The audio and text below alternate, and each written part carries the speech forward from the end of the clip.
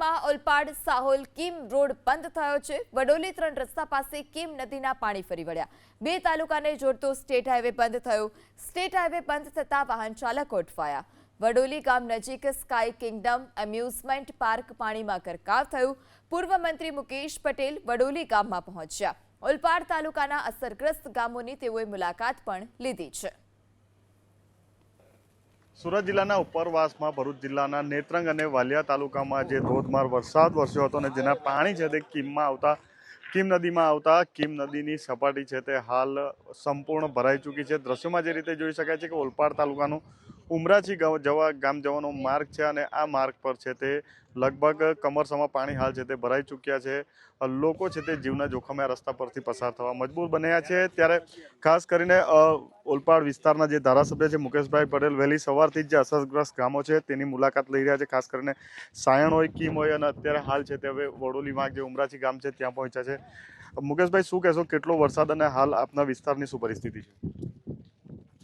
આ સિઝનનો બીજો એવો મોટો વરસાદ છે કે પહેલા વરસાદની અંદર સાયણની અંદર ડૂબાડ્યું હતું, પરંતુ આ વખતે ઓલપાડની અંદર 11 ઇંચ વરસાદ પડ્યો છે અને કામરેજના ઉપરના વિસ્તારની અંદર માંગરોળ છે એમાં 26 ઇંચ જેટલા વરસાદ પડવાના કારણે આજે વરોલી જેનો વિસ્તાર છે એ પણ પાણીમાં ડૂબી ગયો છે।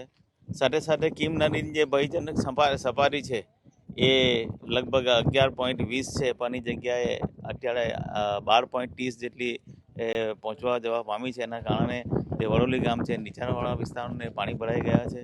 અહીંયા જે લગભગ ઓલપાડની અંદર અલગ અલગ વિસ્તારમાં લગભગ 1090 જેટલા લોકોને અમે સ્કૂલોમાં શેલ્ટર હોમમાં એને શિફ્ટ કર્યા છે। ત્યાં જમવાની સગવડ કરી છે, મેડિકલની સગવડ ઉપલબ્ધ કરાવી છે। સાથે સાથે હાલનું લેવલ લગભગ 30 સેન્ટીમીટર જેટલું નીચે થયું, એટલે થોડું પાણીનું સપાટી ઘટી જાય છે। પરંતુ જો રાત્રે કદાચ વરસાદ વધુ પડે તો આ સપાટી હજુ પણ વધવાની શક્યતા છે। એટલે આપના માધ્યમથી જે આ લોકોને કહેવા માગું છું કે તમે અત્યારે જે જ્યાં તમને શિફ્ટ કર્યા છે ત્યાં જ તમે રહો, ઘરમાં જવાનું ઉતાવળ ના કરે। બાકીની તમામ સગવડ અમારા સરપંચથી તથા અમારા વહીવટતંત્ર એમને 2 ટાઈમનું જમવાનું છે, ફૂડ પેકેટની સગવડ, મેડિકલની તમામ પ્રકારની સગવડો પણ કરવામાં આવી છે। બિલકુલ, તો ધારાસભ્ય હતા જે રીતે જણાવી રહ્યા હતા કે જે ભયજનક સપાટી છે કીમ નદી વટાવી ગઈ છે અને આ દ્રશ્યો હવે જે કેમેરાની અંદર દેખાઈ રહ્યા છે આ દ્રશ્યો છે ઉમરાછી ગામથી 1 કિલોમીટર દૂર આવેલા વડોલી 3 રસ્તાના। વડોલી 3 રસ્તો સુરતથી હાંસોડ જવા માટે, ભરૂચ જિલ્લા જવા માટે અને સુરતથી કીમ નેશનલ હાઈવે આવવા માટે અતિ મહત્વનો રસ્તો છે, પણ ત્યાં પણ હાલ છે તે 3-3, 4-4 ફૂટ પાણી છે તે હાલ ભરાઈ ચૂક્યા છે અને જે સુરત તરફથી આવતા હોય તે લોકોને ગામમાં પહોંચાડવા માટે હાલ છે તે ટ્રેક્ટર સતત કાર્યરત છે। ગામના લોકો છે તે ટ્રેક્ટરનો ઉપયોગ કરી રહ્યા છે અને ટ્રેક્ટર વડે છે તે લોકોની આવાજાહી હાલ છે તે કરી રહ્યા છે। ખાસ કરીને જે રીતે વરસાદ વરસી રહ્યો છે, હજુ પાછી છે તે વહેલી સવારથી વરસાદે વિરામ લીધો હતો, પરંતુ હવે પછી ફરીથી વરસાદની શરૂઆત થઈ ગઈ છે।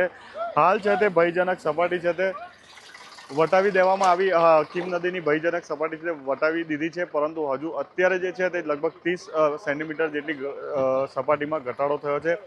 પરંતુ હજુ પણ જો વરસાદ પડે તો ચોક્કસથી પરિસ્થિતિ વધુ ગંભીર થઈ શકે તેવી શક્યતા હાલ છે તે દેખાઈ રહી છે। સહયોગી વિજય સાથે હું ઇન્દ્રમલ શાહ, ABP અસ્મિતા, સુરત ગ્રામ્ય।